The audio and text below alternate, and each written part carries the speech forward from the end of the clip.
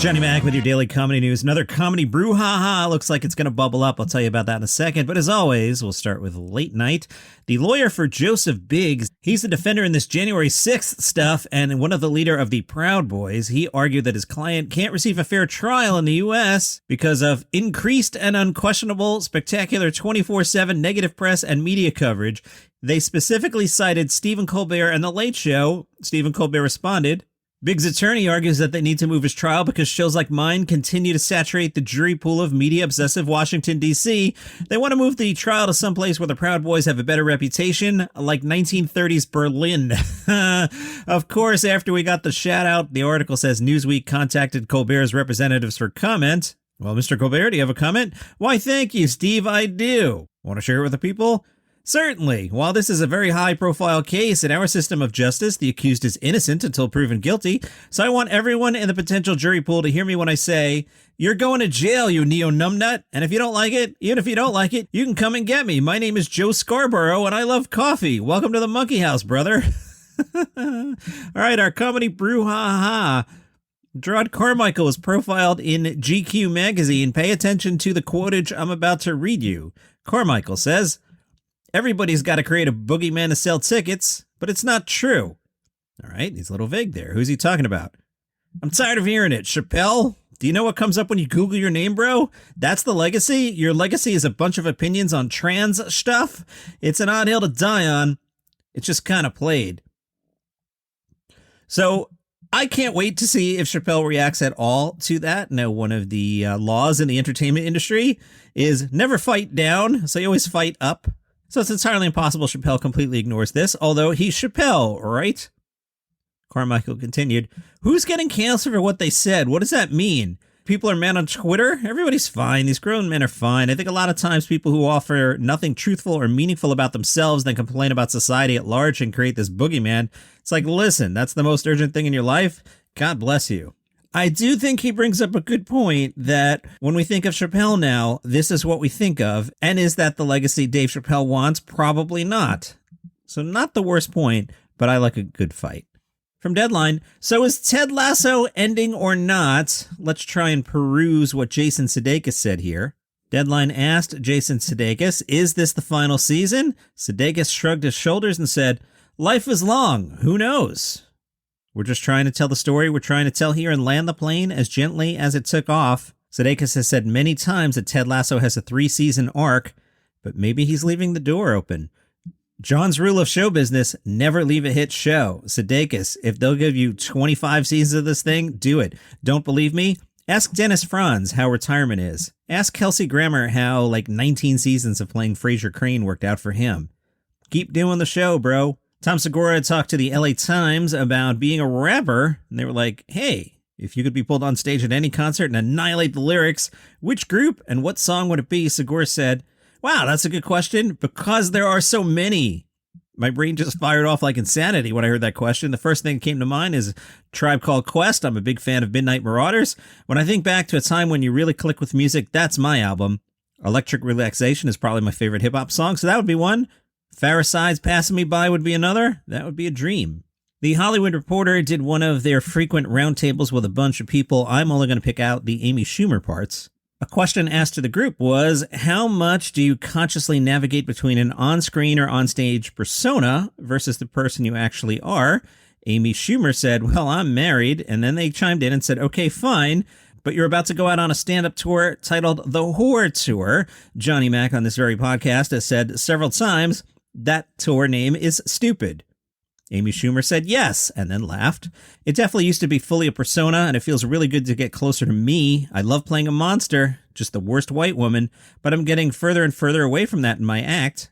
It's happened gradually, just educating myself and seeing the harm in joking around about things that are harmful, and taking more responsibility and having it not just be about trying to sneak into this boys' club. New topic from The Hollywood Reporter. There's a lot of harsh feedback in this business. When has it propelled any of you? Amy, as somebody who's gotten so much hate on the internet, with that comes a lot of love and people who maybe wouldn't have heard about you if there wasn't so much noise being made about how awful you are. New topic from the Hollywood Reporter. A lot of you are very outspoken, whether it's socially or politically, and there's a degree of bravery that comes with that. Do you feel like it's ever come at a cost? Amy Schumer said it comes at an actual financial cost. But the thing that scares me is the idea of not doing it. Even right now, with what's going on at the Supreme Court, I know I did everything I could possibly think of to try and help. I didn't really think about it before you just asked that question. But these women here are some of the bravest people I know. I don't think people realize how much Selena Gomez, who's on the panel, has done to fight disinformation, which is the biggest problem no one wants to talk about. I think so many people get held back being afraid of saying the wrong thing. I know I have, but you're going to F up. Even if your heart's in the right place, you just have to have people around you who can tell you when you F up. I literally asked an audience in Tampa, it was the 2016 election, I said, I just want to understand why somebody would vote for Trump. Can somebody explain it to me? And 200 people walked out. The media didn't mention that, like 10,000 people stayed or whatever, but that's how it affected my money. It directly affected ticket sales. But how nice not to have those people in the audience. Not that they're bad. I just don't think they're going to appreciate what I have to say because, I think people should all be treated equally. Well done, Amy Schumer. So there's the Facebook group where you and I and the rest of us can all discuss comedy. It is called Daily Comedy News Podcast Group. Feel encouraged to start topics there. Shannon shared, I saw Tom Papa's show in Warren, Michigan last week. He had his usual funny, clever, slick delivery and 95% new material. I laughed a lot out loud and only a few minutes of clafter. An hour went by like a minute. It was a great show. I'm happy to hear that. I've talked about on this podcast, Tom's last special was a little funky. There was a lot of clapter, as I call it. Just to catch everyone up, that's when somebody heads for a punchline and the audience claps rather than laughs. I always think that's bad, and Tom's special had a lot of that. But Tom's body of work is fantastic. I program the comedy channels on the Live One app, so if you want to hear some stand-up when we're done with this podcast, bounce over there. The channels are free. You can listen to them. Live One is the app you're looking for. I also host a weekly show called The Weekly Comedy Thing. That is the forerunner of this. But there I can only talk for 30 seconds or so, and then I have to play a clip. Here, I can babble for 20 minutes on a topic. That's why I started this podcast. Anyway, I digress, which I can't do on the Live One show. See how that works? A lot of times I'll be tweaking the library stuff and I'll come across a Tom Papa clip and I'll play it just because I feel like hearing it. His material on marriage specifically, maybe it's my age of being 52 years old and married for quite some time and I've got kids. Very relatable to me, but I enjoy Tom Papa stuff a lot, so I'm glad Shannon enjoyed the show and shared that. All right, this next story is kind of icky. Actor and comedian David Koechner was arrested in Ohio on charges of operating a vehicle impaired. That's the Ohio version of a DUI. This from WKBN. I'm specifically mentioning this. Not only is it in the news, but Koechner is supposed to headline the Carson Festival tonight in Norfolk. Talked about that yesterday. This happened back on June 4th. According to the article, Koechner was driving on US 52. On a body camera video, a trooper who pulled him over told another law enforcement officer that the car Koechner was driving rode up quickly behind him and then slowed down when he realized it was a trooper. You can hear the responding trooper say, "I can smell it from here," on the video as he walks up to the car just before 2 a.m. The trooper said, "I know who you are. I thought that looked like you. How much have you had to drink tonight?" Koechner said, "One." The officer said, "One beer, one shot of liquor, or what?" Koechner responded, No, one beer." The trooper performed several field sobriety tests on Koechner.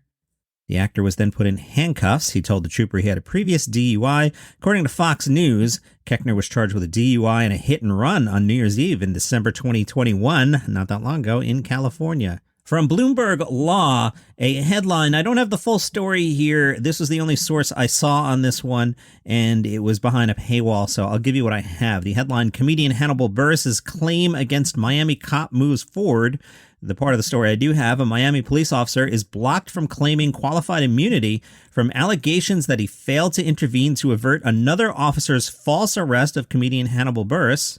The ruling, the officer can't bring an early end to the allegations because Buress officially pleaded that the officer knew there was no constitutional basis for the arrest and participated in it anyway. Some of the subheadlines for the article: sufficiently pleaded arrest was retaliatory, court says. Arresting officer allegedly admitted being, quote, salty. That's all I have. The Minneapolis Comedy Festival is underway. Donnell Rawlings plays there tonight. Donnell is tight with Dave Chappelle. Hey, Maybe Dave Chappelle will show up and trash Jerrod Carmichael. I host this show. I'd be all in favor of that, Dave. What are you doing tonight? Show up.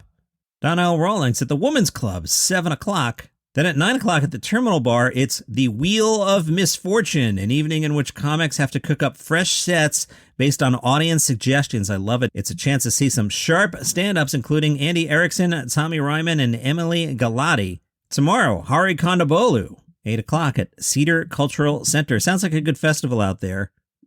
The LA Times did a big profile of that Don't Tell comedy that I mentioned earlier in the week.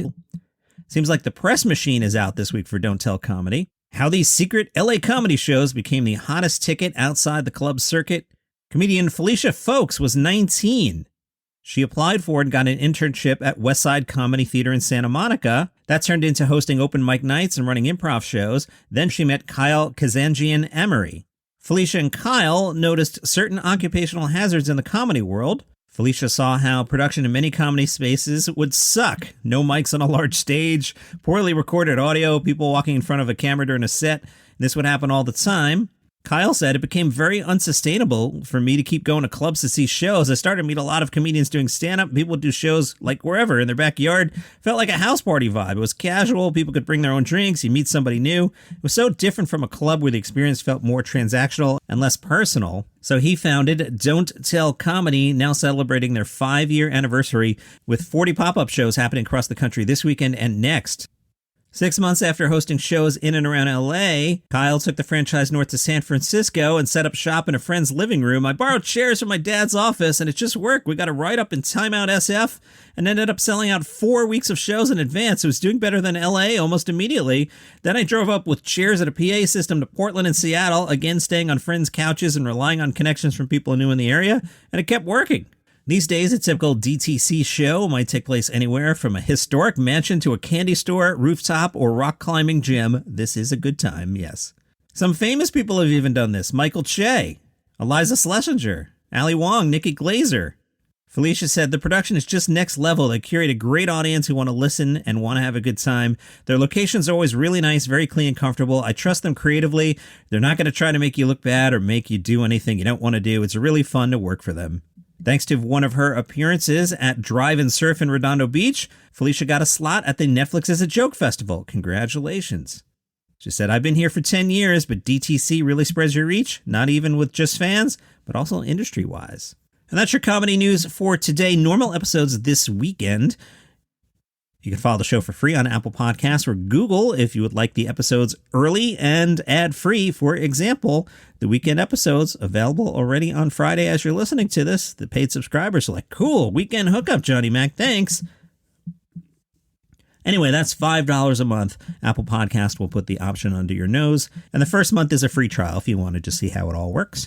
Basically, I post the episode separately and it says ad-free/early release for date and then the normal episode. But if you want to do that, no problem. Not changing anything here. You can also buy me a coffee at buymeacoffee.com/dailycomedynews. Here's this morning's iced coffee with caramel and milk. The ice is long gone, so now this is just room temperature coffee with caramel and milk. See you tomorrow.